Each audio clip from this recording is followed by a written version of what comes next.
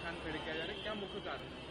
नहीं, मुख्य कारण ये है कि सबसे पहले मैं आपको बता दूं, जो मैंने अभी भी बताया 2004 में 2010 में जब यूपीए 1 यूपीए 2 की सरकारें आए तभी इन्होंने भी ऐसे ही किया था।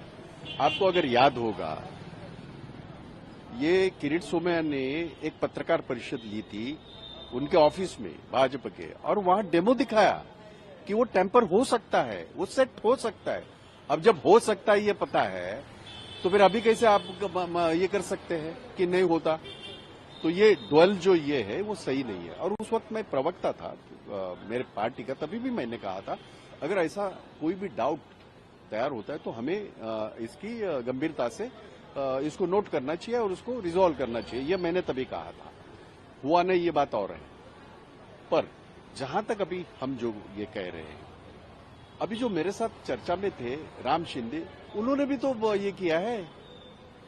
ईवीएम में वो हार गए, कुछ कम मतों से हारे, तो उन्होंने भी कलेक्टर को और निर्वाचन अधिकारी को उन्होंने पैसे भर के 8 लाख रुपया भर के उन्होंने भी तो रिकाउंटिंग मांगी है। तो ये सिर्फ हम नहीं कह रहे। और सबसे इम्पोर्टेंट बात ये है कि भाई ईवीएम ऐसा कौन सा बड़ा ये है कि जो सेट नहीं हो सकता। 25-30 साल पहले पुरानी ये टेक्नोलॉजी अब वो आउटडेटेड हो गई।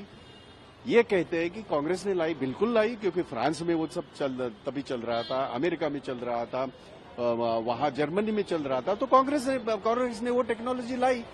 पर जब 2009 के बाद बहुत ही ज्यादा इसके ऊपर चिंतन हुआ, बहुत ही ज्यादा इसके ऊपर शंका आई, डाउट पैदा हुए, तो 2014 में तो इन्होंने उसकी जो कि हालत की तो आपने देखा होगा।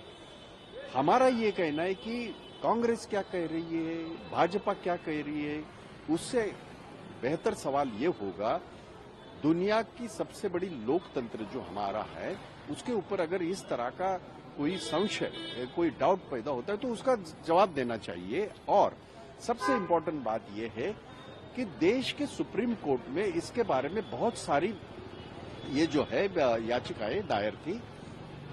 अप्रैल 2024 में उसके ऊपर निर्णय आया और वो यही था कि वीवीपैट जो है, आपको बैलेट पेपर अगर नहीं ये करना है तो वीवीपैट में जो स्लिप आती है उसकी गिनती होनी चाहिए। वो ये जो ये थी याचिका थी वो ये थी कि 50% ये होना चाहिए उसका, ये वीवीपैट गिनने चाहिए। पर सुप्रीम कोर्ट ने 5% कहा। जो प्रत्याशी, जो कैंडिडेट जिसको डाउट है कि भाई ये पॉकेट में मुझे ऐसा लगता है कि गड़बड़ है, ऐसे 5% आप मशीन्स उसमें आप उसकी ये कर सकते हैं और वो गिनना चाहिए आपको। नहीं हुआ। वहां नासिक में तो ये हालत है कि वहां के कैंडिडेट ने निफाड़ के वो ये दिया, पैसे भरे और कहा कि भाई मुझे ये 5% ये गिनती चाहिए। तो वो कलेक्टर जो है इतना बेवकूफ आदमी है, वो ये कह रहा है कि नहीं ये जो डाटा है वो पहला हम इरेज करेंगे। इरेज कैसे करेंगे आप? जिस डाटा के बारे में, जिस मशीन के बारे में डाउट है कि इसमें कोई धांधली हुई है, वो इरेज करके आप फिर क्या मतलब है कि फिर मॉक पोलिंग करेंगे? मॉक पोलिंग करने की जरूरत क्या है? असली पोलिंग हुई है उसका डाउट अगर है तो वो आपको उसका जवाब देना चाहिए।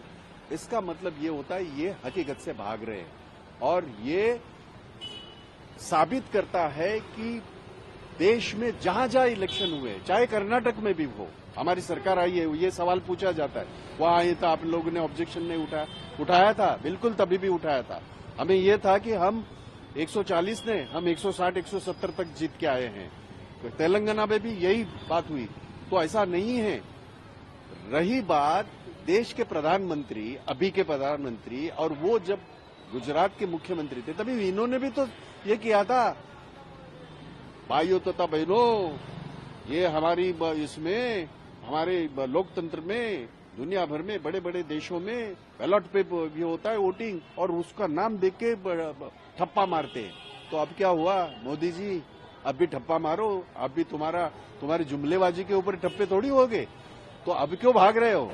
ना कि सिर्फ मोदी जी, लाल कृष्ण आडवाणी जी ने भी यही कहा था, गडकरी जी ने भी यही कहा था। तो ऐसा नहीं है। अब जो ये कह रहे हैं ना कि भाई ये अभी हारे करके ये बोल रहे, तो तब तुम हारे थे, तब तुम भी बोल रहे थे, तुम भी बोल रहे थे, हम भी बोल रहे।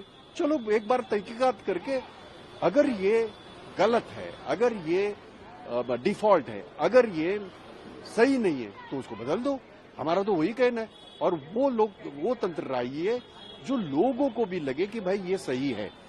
बैलॉट पेपर, मैं खुद मेरा बैलॉट पेपर देखता हूं, मैं खुद सिक्का मारता हूं, मैं खुद फोल्ड करता हूं और मैं डालता हूं, तो उसमें टेम्परिंग का सवाल ही नहीं पैदा।